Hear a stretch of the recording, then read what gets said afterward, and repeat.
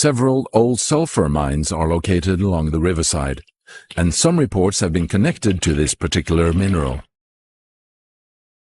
Kom over Hestakjøren, så fikk vi se lys på den andre siden til dalen, og vi så hele lia, hele Hestdalen nedover, og da var det se nede, så vi kunne telle bjørkene på hele lia på Hestdalen. Og så plutselig kom det så fæl lukt. Det var rett svovel. Da var det opplyst i flere farver, begge sider av veien. All snøen var opplyst. I 2004 så tok vi flere bilder etter hverandre på natta, hvor da høyesterettsfenomenet dukket opp over den posisjonen her hvor svovelgruva er lokalisert. Det var flere av disse som da var akkurat på samme sted, men startet da flere minutter etter hverandre. Så den gruva her, den er spesiell.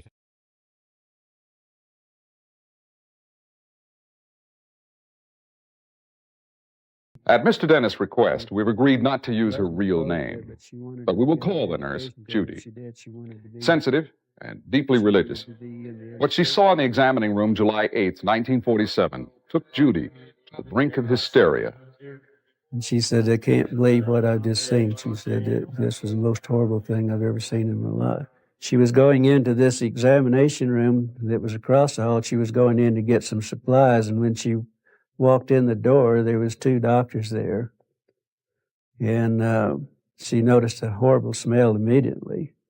But she saw these two doctors, and they said, we need you. She started out the door and said, you stay here, we've got to have you. And what it was, they were examining, she told me, 3 bodies, foreign bodies. She said 2 of them were very mutilated.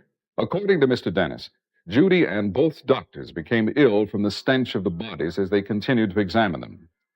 Judy was still not well the following day when Glenn met her for lunch at the Officers' Club.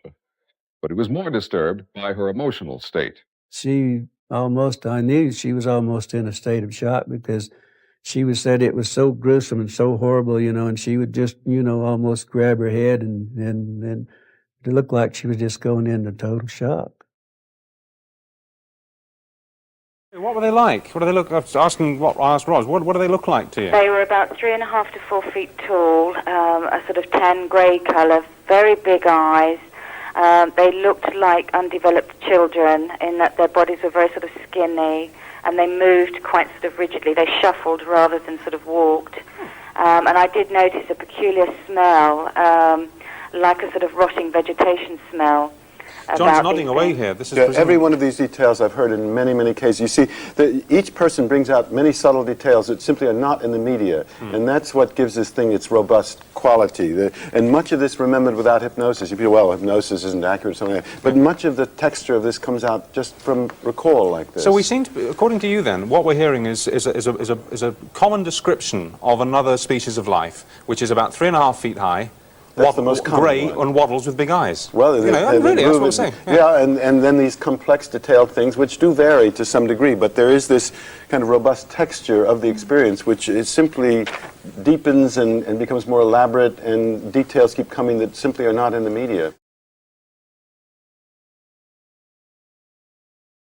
I felt myself sort of being lifted up, being pulled upwards. And I was in this light, lots of blue-white light. And then the light dimmed down and I could see sort of shadows moving around in this light. And then the light sort of dimmed down a bit more. And then there standing in front of me were what I would describe as 3 non-human beings. Well, they're about 3.5 to 4 feet tall, brown, tan in colour, and had large oval heads, large oval black eyes, had long skinny arms. They looked like undeveloped children. They moved up and stood in front of me, and one of them stood directly ahead and one on either side. And they had a funny smell to them.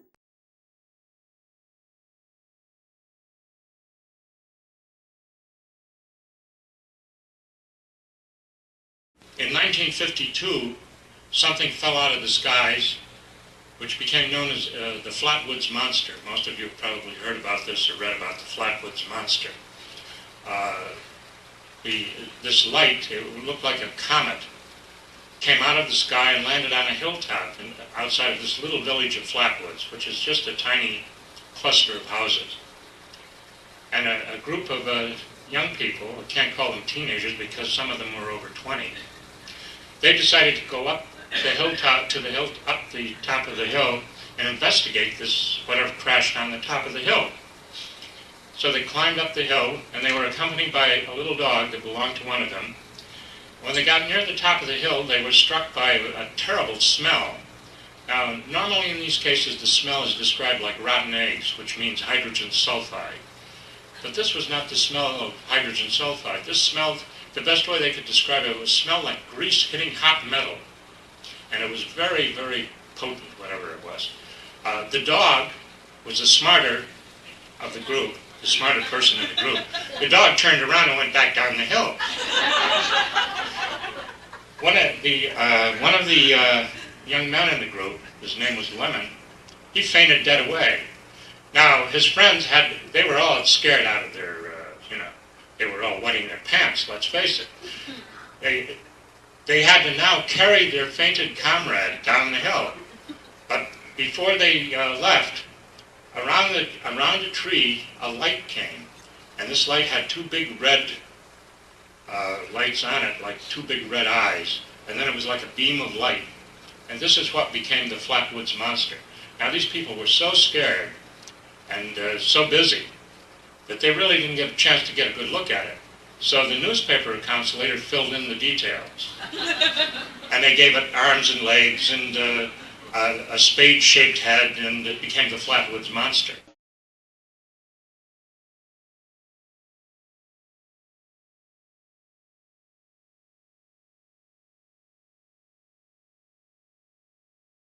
Now, in other words, evidence of poison.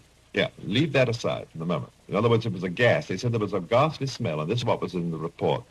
A ghastly smell of hot, molten metal. And they got the smell, although only one of them bent down and got his head in the gas. And that was this... One of the youngsters? No, the 18-year-old. The 18-year-old boy. Yes, I have to skip ahead of my story because this is what happened. They had lit this flash. They were looking at the object, and then suddenly one of the kids behind said, "Look, up in the tree." Now, there was one oak tree growing isolated right on the top of the ridge. And there's a little pathway at the bottom. This oak tree was on a bank, a 3-foot bank on the left of the pathway. The big object was a little bit further down the hill to the right, if you follow me. This is to the left. The first branch going out of the oak tree, which was a clear branch, when measured from the underneath of the branch to the path on which they were standing, was 12 foot 6 inches about.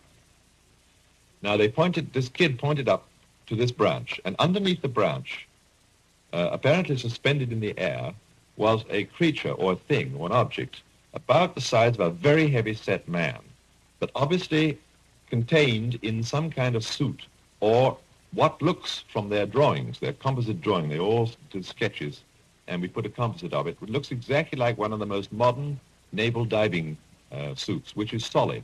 The person who's inside it has a pair of artificial arms in front that you can crank after the incident, by which time, according to this farmer, this thing had winked out. It did not go away. It had just disappeared in situ. Therefore, they may have been perfectly honest in saying that they had not seen anything. And I think they may have been honest in saying that they went up there because they did report this perfectly ghastly and nauseating smell of molten metal. It's peculiar. Now, where was the road patrol? This is what we found out when we got there. That's that side of the story. We then started asking around all over the district, the tape recorder and such, did you see the thing? And they all said, oh, that there flying saucer, ha, ha, ha. No, but we saw the meteor. Well, then we started mapping. We had a big aerial map. We said, look at that. And there was a whole treetop knocked off and several other branches, all recently shattered. You always make a hole through the top of the tree. Was there any odor around there? No, because we were 5-6 days off. This was about a week after the other one had occurred. Well, wasn't there, I think I heard that there was the local editor of the newspaper or one of the members of the police department. Oh, he went over and got down on the ground on all fours, and he noticed that there was still some stench remaining there. As a matter of fact, first of all, the People reported it at Blackwood. Then the posse went up, and they were so nauseated they wanted to get out of there as quick as possible, and they said it was absolutely overpowering. In the meantime, the road patrol was unable to come because they were investigating number 3, but the local police arrived from Braxton County. It's not Braxton County, I'm sorry, from the town of Sutton. They got down on their hands and knees. Didn't have to. They noticed the smell, and the very charming gentleman I met down there, the owner of the Republican paper. There's two. It's a Republican and Democratic paper. The head of the Democratic paper was deeply interested in this, and he brought Mrs. May and the young fellow whose name I can't remember up to New York for a show, I think with Ed Sullivan or something here on this. And they were gone while we were down there. But this other gentleman had personally been up there that night, because he's very, very much alive to local affairs and happenings, and he was up there right smart during the night, and he smelt it too. But the next morning, there was a lot of confusion. There's always red herrings drawn across these things. A lot of people started turning up, and they said that the grass there was covered with oil. Well, it wasn't. All the grass there is covered with a kind of oil. It's coiled oil grass or tar grass. You can pass your hand over a whip of it when it's growing and pull it up, and your hand will be sticky afterwards and has a rather lovely aromatic smell.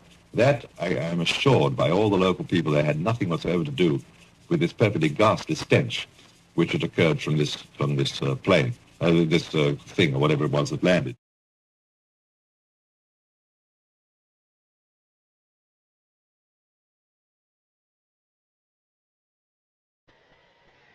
There was an odor.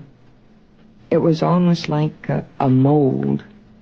Have you ever smelled a refrigerator that's been fastened up that with no electric for a long time, you know? And you open that door and you get this kind of moldy smell. I smell that. And I have never been asked this question, but now is an opportunity to bring this out also. The odor itself, I smelled stronger when the beings were near me. And when they looked at me, we did not talk verbally like we're talking now. It was a telepathy type thing. And I would tell myself I'm not going to look at them, but there was no way I could resist, you know. And then at one point, they poured a liquid over my entire body, and I thought I was going to die because I could not breathe. I could not breathe, and it was so hot, you know. So then, when they pulled it off, it was like ripping a piece of tape, you know, from the body and this thing. And what that was for, other than I get so frightened, I think maybe they were making a mold, you know.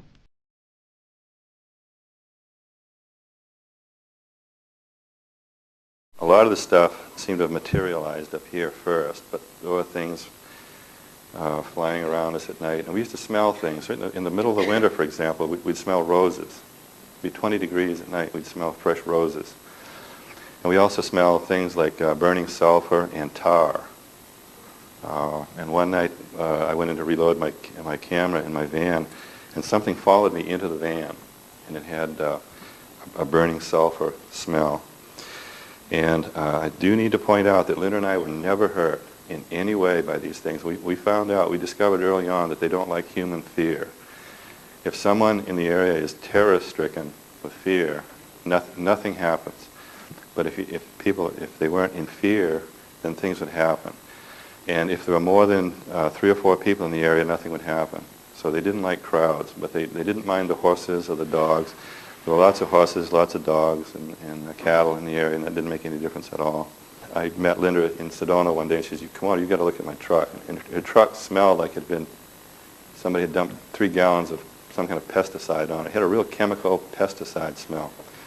And Sedona's been sprayed at least 4 or 5 times. I've collected some of this material. It's on the Carnicom website. That stuff that you see that's on that website is stuff that I took photographs of. And incidentally, this stuff was all over the ground like gobs of spider webs. So I went out with a stick and swirled the stick around it, and this stuff disappears. There's no residue. I want to make sure it wasn't mold or fungus or something like that. So then I stuck my finger in it, and I go, so when I called Carnicom up in Santa Fe, he said, "Don't ever do that. Don't ever do that."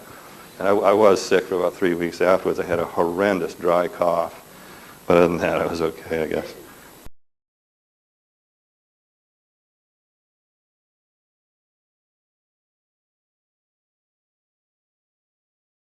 Anyhow, they were then able to make out at least one figure was about 8 feet tall and the other one around 7 foot. They are described very similar to the other creatures, completely covered from hair from head to toe, long arms almost reaching to the ground. They're making crying sound to each other. There was a smell like burning tire, burning rubber, and they had, in these cases, glowing green eyes, which we had another case in Beaver Falls a week later of a landing and creatures being seen. One of the other fellows in our group started to get lightheaded, and he couldn't maneuver properly, and he was down on his knees. And then Dave couldn't breathe at all. You had trouble breathing. And then this terrible, strong chemical odor came out of the woods. We all smelled it. Most of us all smelled it at the time. This came out in a wave, just like the same thing all the witnesses have described with the creature. This very strong sulfuric-like smell. Almost if you took these old kitchen matches and struck them, but they didn't light. It was a very strong smell like that.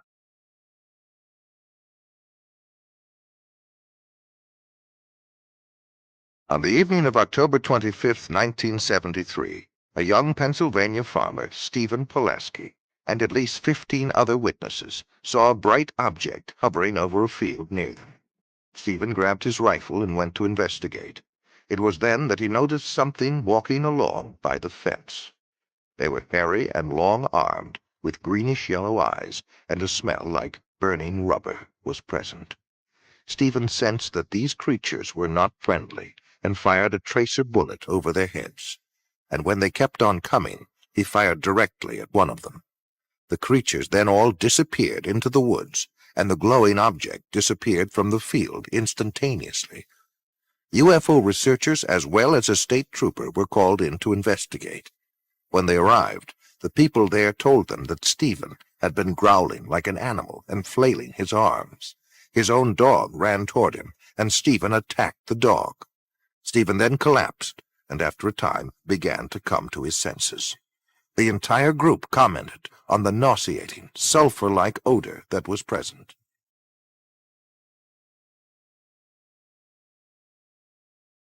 The size, was amazing. And here they coming down. With speed, I just can't describe.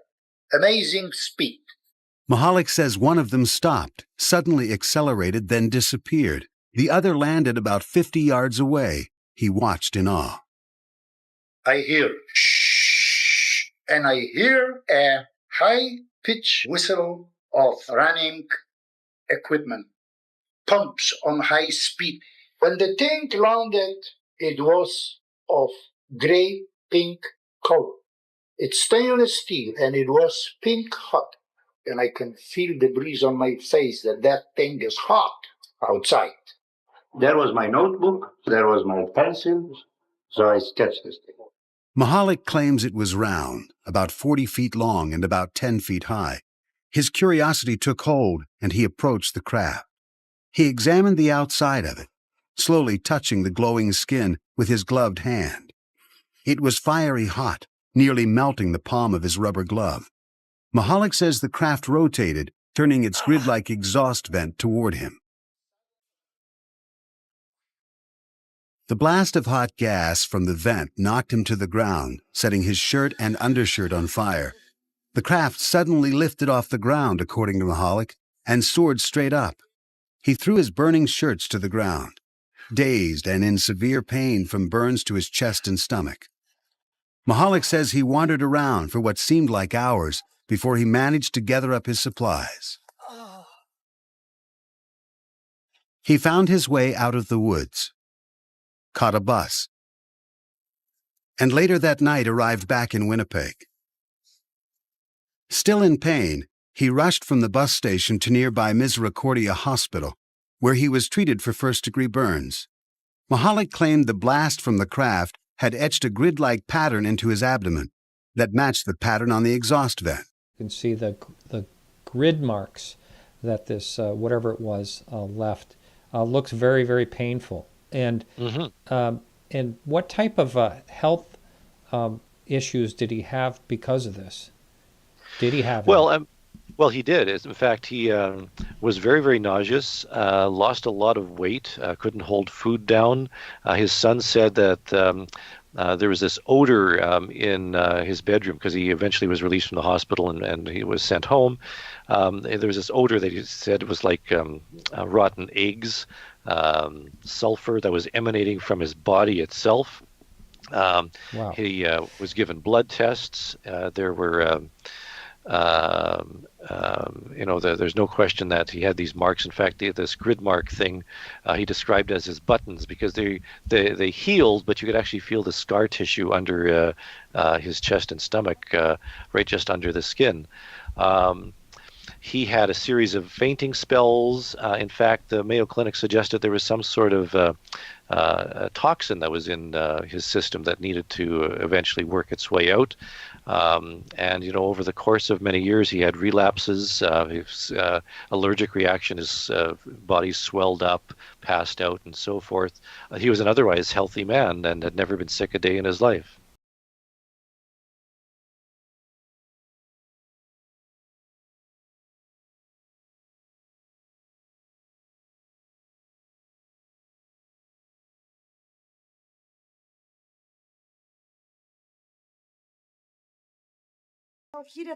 They were going to arrive at 2 o'clock and it was already 2:45 and they hadn't gotten home yet. So I was really worried and I went to meet with them.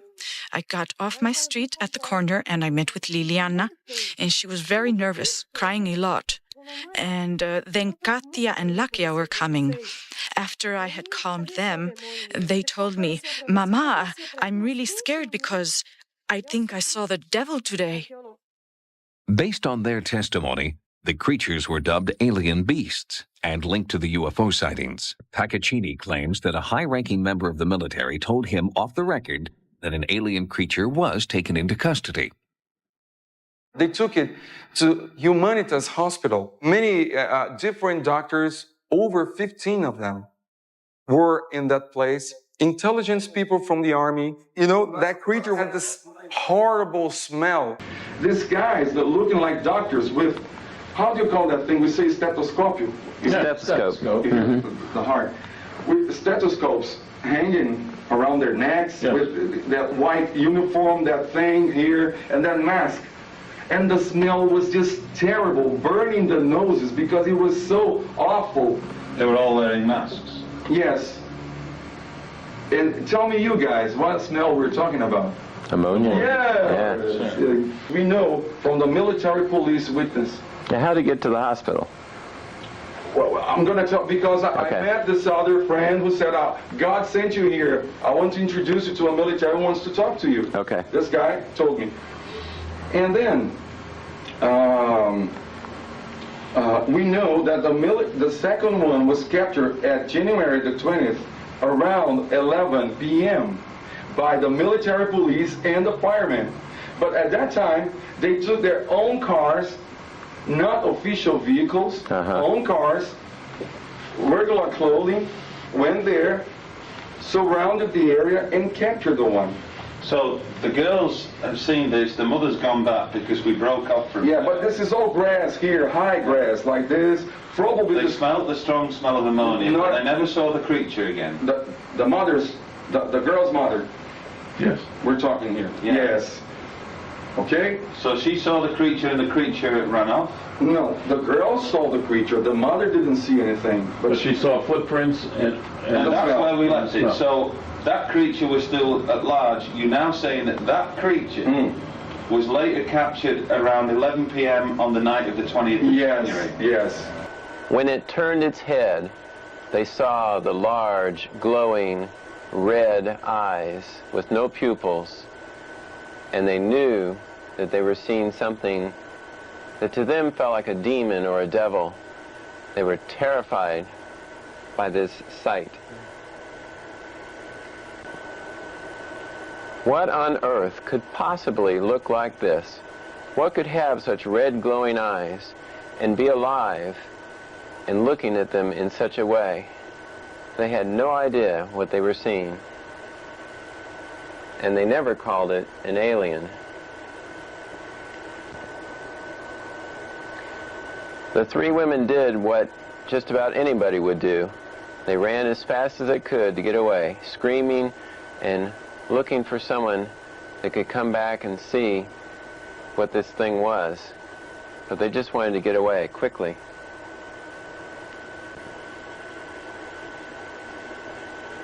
Here are the two sisters, Lillian on the right, or on the left, and Valkyria on the right, are seen with their mother, who is on the far right in the red sweater. They found their mother and took her back to that spot where they'd seen the creature. Now, the mother did not see the creature, but she certainly smelled that strong ammonia that was in the air, plus she saw two strange tracks which she could not explain. She believed her daughters. She knew they had experienced something very different. 16-year-old Lillian made a drawing, and here she presents it to the famous investigator Ubarajara Franco Rodriguez, one of the two chief investigators, along with Paccaccini, on the Varginha case.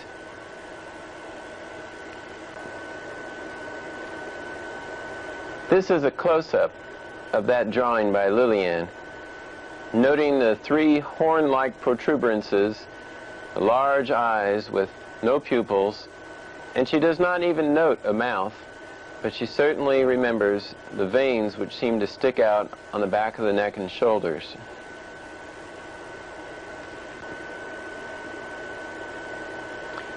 Here's a drawing made by one of the other two young women.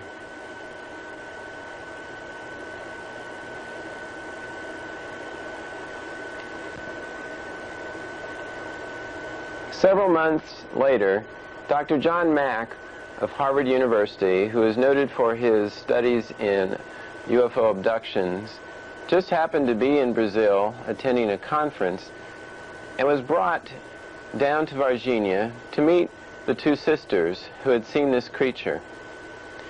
He interviewed them for over 2 hours and was quite impressed by their sincerity, their trauma, and their credibility.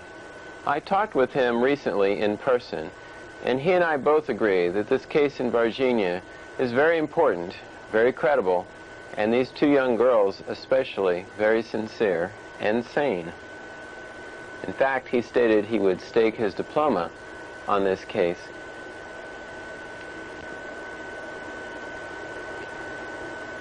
It is believed that that same creature was then witnessed by other civilians and rounded up by military officials later that evening between 10 and 11 p.m. It was first taken to an emergency room, but immediately rejected and taken to the public hospital, which is shown here, the regional hospital in Varginha. It only stayed there for several hours, though. This is an artist's conception of two military personnel taking the captured creature into the regional hospital.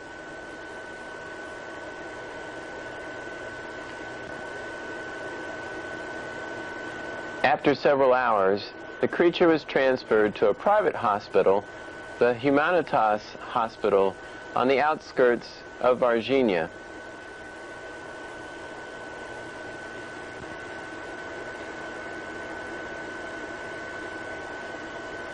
On Monday, January 22nd, a convoy of trucks parked here between 3 and 6 p.m. opposite the Humanitas Hospital. A witness told that at 6 p.m. that evening, the second creature was already dead.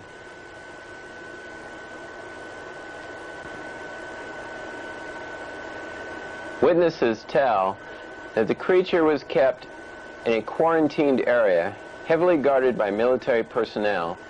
Many doctors were seen coming and going, and only a few nurses were able to attend this creature, which apparently died within a day's time. This is an artist's depiction of what witnesses described. The strong smell of ammonia was apparent.